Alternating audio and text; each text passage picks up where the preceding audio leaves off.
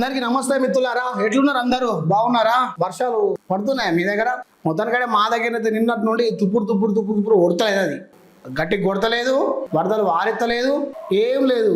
ఒకటే తుప్పురు పడుతూనే ఉన్నది. ఆ బురద ఎండింది లేదు, కొట్టుకుపోయింది లేదు, గట్లున్నది కథ. రైట్. ఇక మన గౌరవ ముఖ్యమంత్రి గారు ఏమంటున్నారు అంటే, అభివృద్ధి పనుల్లో నిర్లక్ష్యం చేస్తే సస్పెండ్ చేస్తాం. నిజంగా సస్పెండ్ చేస్తారా అన్న?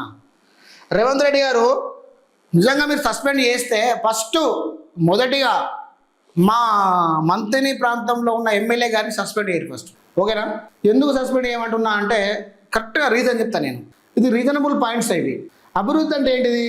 రోడ్లు, ఎంప్లాయ్మెంటు, వీధి లైట్లు, డ్రైనేజీలు, ఇక ప్రతి ఒక్కటి క్లీన్ అండ్ గ్రీను, ప్రతి ఒక్కటి అందులో భాగంగానే అభివృద్ధి అంటారు, అంతే కదా? అయితే మా మంత్రిని ప్రాంతంలో మా మంత్రి గారు దాన్ని ఏమాత్రం పట్టించుకోలేడు, అస్సలే పట్టించుకోలేడు.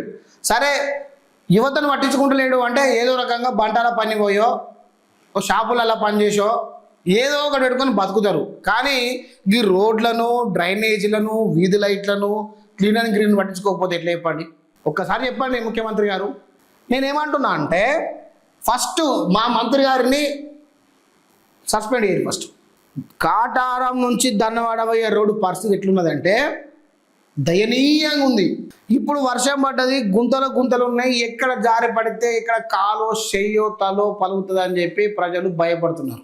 ఆదివారం పేట పోయే రోడ్ అయితే ఇంకా ఘోరంగా ఉన్నది, అన్న నాటు పెట్టచ్చు. విజువల్స్ కూడా నేను చెప్పే ప్రయత్నం చేస్తా, షార్ట్స్ పెడతా నేను. ఆదివారం పేట రోడ్డు మొత్తమే ఖరాబ్ అయిపోయినది, అది 2 సంవత్సరాలు అవుతుంది.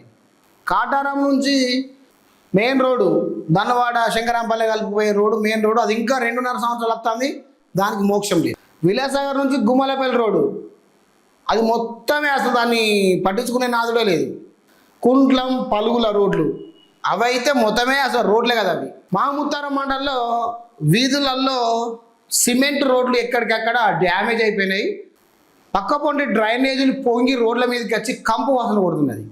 పల్లెటూరు కదా, ఎట్లుంటుంది? గొడ్లు కట్టేస్తారు, బర్రెలు కట్టేస్తారు, మేకలు కట్టేస్తా అంటారు. కాబట్టి వాటి నుండి వస్తే మలాలు మొత్తం డ్రైనేజ్ నుంచి వెళ్ళిపోవాలి. కాబట్టి అవి పోక స్ట్రక్ అయ్యి డ్రైనేజీ సరిగ్గా లేక మొత్తం అది ఎత్తి రోడ్ల మీద పోతుంటే కంపు వాసన వస్తున్నది.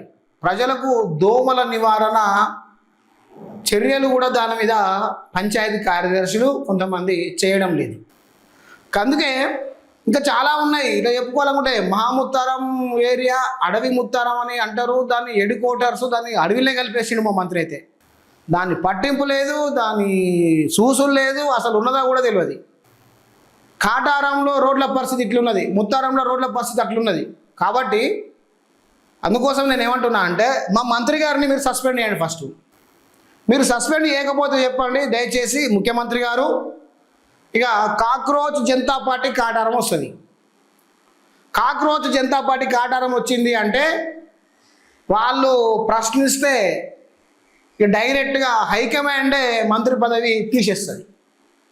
ఊసి పటాకే ఇక డైరెక్ట్.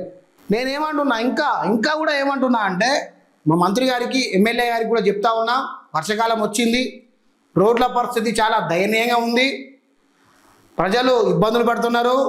2 వీలర్లు 4 వీలర్లు పోవడానికి రవాణా వ్యవస్థ స్తంభించిపోతున్నది. మీరు ఎవరైతే ఆ రోడ్ల మీద కాంట్రాక్ట్ తీసుకొని బిల్లులు ఎత్తుకున్న కాంట్రాక్టర్లు ఉంటారో ఆ కాంట్రాక్టర్లను దగ్గర పిలిపించి మీటింగ్ పెట్టి వాళ్ళతోటి డిస్కషన్ చేసి మీరు మరమ్మతులు ఏర్పాటు చేసే ప్రయత్నం చేయండి. లేకపోతే వాళ్ళు ససేమీరా అంటే వాళ్ళ కంపెనీలను రెడ్ జోన్లో పెట్టి మరోసారి కాంట్రాక్ట్ రాకుండా చూసే ప్రయత్నం చేయండి. అయినా వినకపోతే వాళ్ళు తిన్న పైసలు కక్కిచ్చి రోడ్లు వేపియండి. అయినా వినకపోతే వాళ్ళ ఆస్తులు అమ్మి ఇక్కడ రోడ్లు వేపియండి. అంతే, ఇక వేరే ప్రత్యామ్నాయ మార్గం లేదు. ఇవన్నిటి మీద నాకు శ్రద్ధ లేదు అంటే ఇక నేను ఇంతకుముందు చెప్పినట్టు కాక్రోచ్ జనతా పార్టీ కాటారం వచ్చిందంటే వాళ్ళు ఉద్యమాలు చేస్తారు, స్టూడెంట్ ఆర్గనైజేషన్ వాళ్ళతో కలిసిపోతాయి. ఆ ఉద్యమాలలో వాళ్ళు చేసే ఉద్యమాలకు దేశమే వణుకుతుంది అంటే మంత్రిని ప్రాంతం మొత్తం దద్దర వెళ్ళిపోతుంది. కాబట్టి వాళ్ళు వచ్చి మీరు పట్టించుకోకపోతే ఆ బొద్దింకలు ఏం లేదు మీ ఇంటి కింద వచ్చి మీ ఇల్లును మొత్తం ఎక్కడికక్కడ పొక్కిలు చేసి దాన్ని తీసుకొచ్చి ఆడ దన్నవాడ కట్ట మీద పెట్టి వెళ్ళిపోతాయి అంతే. ఇక మీకు మీరు అందరు చూసే ఉంటారు. కాక్రోచ్ జనతా పార్టీ చేసే వ్యవహార శైలి ఎట్లుందో మీ అందరికీ తెలుసు, మీకు కూడా తెలుసు.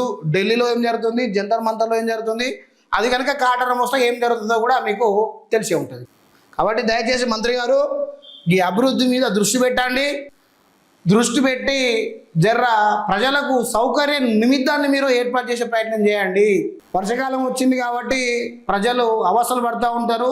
రైతులు సిటీలకు మందులకో ఎరువులకో దానికో దీనికో రవాణా చేస్తూ ఉంటారు. కాబట్టి రోడ్ల పరిస్థితి బాగాలేకపోతే యాక్సిడెంట్లు అవుతాయి, ప్రాణాపాయ స్థితిలో పోతారు, దెబ్బలు తగులుతాయి. కాబట్టి ఈ రోడ్లను మీరు దయచేసి మరమ్మతులను చేయించాలా, లేదంటే ఆ కాంట్రాక్టర్లను ముక్కు పిండి ఆ పైసలు వసూలు చేసి వేరేటోనికి ఇచ్చాను కానీ చేసే ప్రయత్నం చేయండి దయచేసి మంత్రి గారు.